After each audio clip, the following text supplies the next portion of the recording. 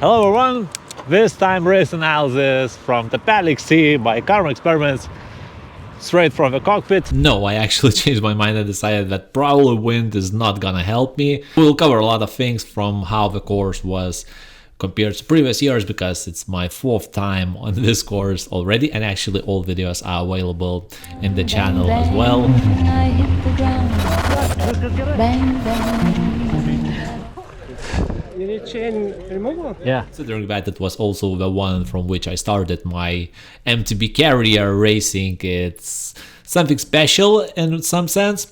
So without further ado, let's just go into the starting line where organizers promised us that there will be no hills in this course. Well, they were partially lying. For sure it was not as much as normally it is. 6 kilometers lap, almost 100 meters of elevation in it, so definitely it's not a lot, but you can see in the profile that there were still some to climb, so it's not zero at all. Thankfully on the race day there were almost 20 participants in the age group, which doesn't seem like a lot, but in the middle of the week we were only 5-1, so it's good that guys decided to participate there because the weather was good.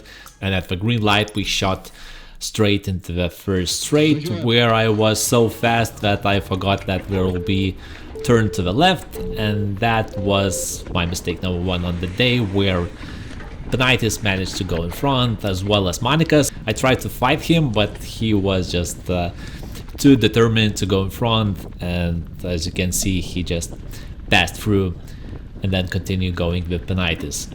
It was quite tough to follow them, and on the first faster section they just started to disappearing from the sight, and more or less I wasn't pushing enough to counter back that effort. Seeing that difference, that was almost already clear that it's bye-bye for the day.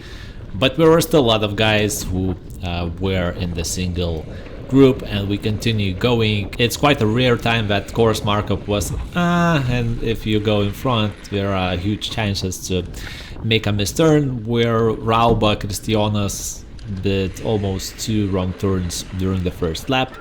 So it was kind of crucial to have a gap in order to make sure that you are going in the right direction, and Linus now just went through. So we were riding in that order until the swamp, where we were crossing quite wet place. On the warm-up lap I checked where is the driest place to overtake it from the left, and it was fine, but once I noticed that Linus goes straight through it, I decided that if I'm going to do that loop aside, I'm definitely going to lose him.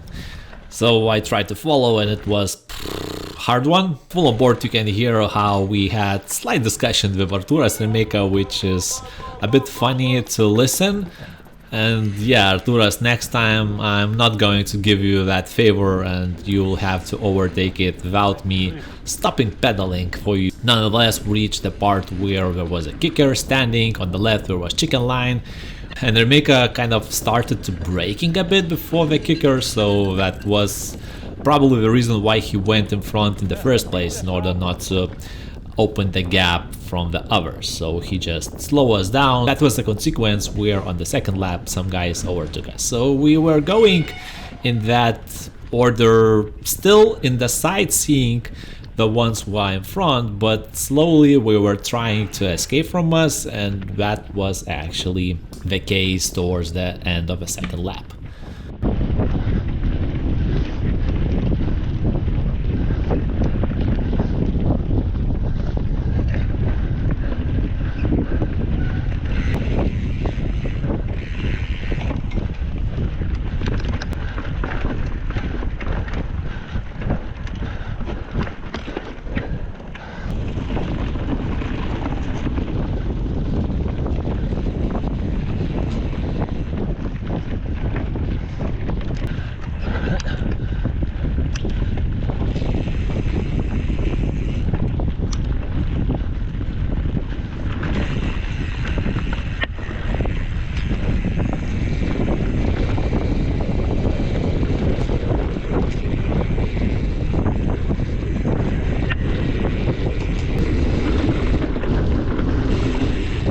Apart from the fact that there was a kicker, which normally is in the Karma Experiments race, there were a few obstacles like going over a tree, which is kind of common in Karma events, but at the same time there were two other features.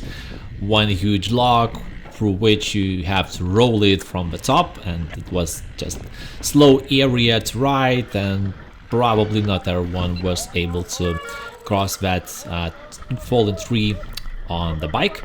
And there was also wooden pallets feature where you can go slower on the left, like do some corner on those pallets, or you can cross it straight. Some tried one path, others the other, and some successfully fell into that gap between the pallets. So I noticed that before the start of the race and understood that, alright, if I go fast enough, I pull the front wheel, there will be no problems at all, and that was exactly the case during the race.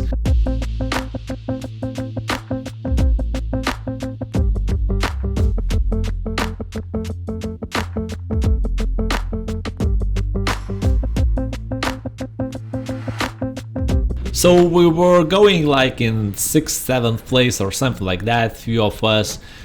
And on the wider sections where the speed was priority, I noticed that even though I'm applying quite significant effort, others are still able to overtake me significantly easy looking from a side. So that was with Julius Odysseus as well as Kristijonas Rauba. I'm not exactly sure the reasons, but on this race I went with Pirelli 2.4, 6C RC Pro Wall. They are quite used, so rolling is not an issue, but I went with low tires pressure, and most likely for this type of race, which is not too much technical but still requires handling, you could go with casual 2.25s and you would be perfectly fine, especially on those rolling sections. So that was something which I thought to do, but at the end of the day I haven't changed those tires, and most likely I had to accept some of the consequences. My power during the race, NP, was above 300 watts, but in some sections it was clear that even though we going at similar power outputs, the guys just rolls faster. So that was one of the downfalls for me on the race day. Yeah, while the comfort was nice on those routes, I bet that less wider tires would have helped significantly on those single tracks. Nonetheless, it was a very nice race. I enjoyed it a lot because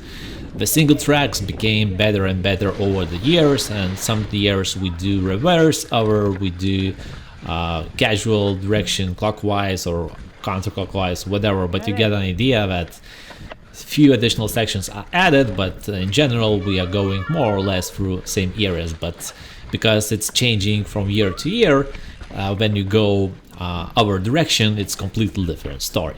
Talking more about the performance of the race, my heart rate this time was significantly smaller than normally, so the maximum heart rate was 174. So that kind of signifies that my fatigue is a bit accumulated. Nevertheless, I was trying to push as hard as I can, despite the fact that others were a bit faster anyways. Last few laps we went together with Delidonis and Odysseus.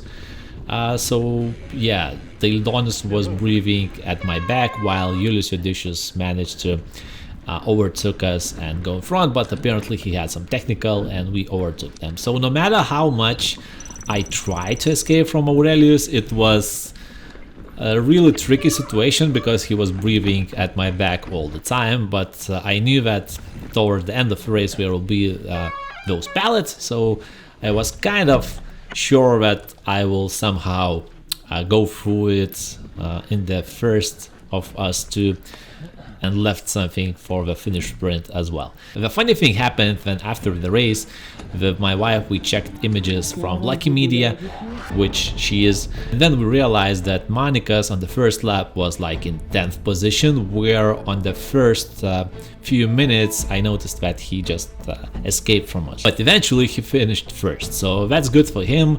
He went on the podium. The only problem in this situation is that he never overtook us again. So I checked few facts as well as the results. Apparently he got down into 10th position on the first lap because he got lost. As mentioned, markup could have been better, especially if you go full gas. Now, he never overtook us. You can check full on board and maybe you will see it. Maybe he wore invisible clothes of some sort. On the third lap he already catched Penitis and then he finished first.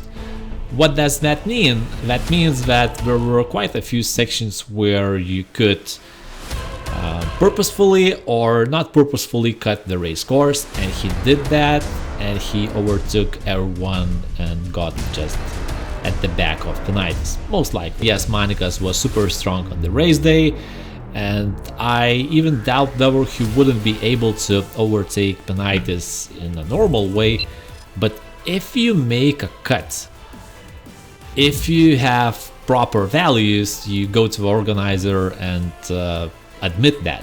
Now in Monika's case, with organizers, he mentioned that he got lost in the first lap somewhere, that's fine, but then you notice that someone is not even sharing their activities publicly, which normally he does after the race.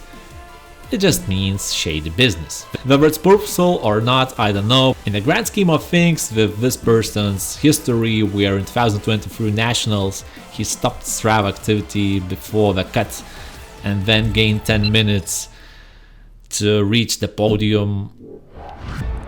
I mean, I have nothing against him in person, but then you operate through different type of values. These type of situations can be hardly unseen, and then you go to the podium, take the first place, where technically maybe you shouldn't even be able on the podium. So these type of situations, I don't look for them specifically, but they just unveil in front of me, and then it just requires to check few facts here and there, and you just get a picture of what some persons operate on, which type of values and moral code. So that's what I had to say about the results in general. Normally, if you cut the course and you make such a huge improvement for your time, you either get back where you actually got lost and continue riding at your full power, or you just dismiss from the race and that's about it. Nonetheless, this wouldn't have been escalated if not the images from Lucky Media, where we saw that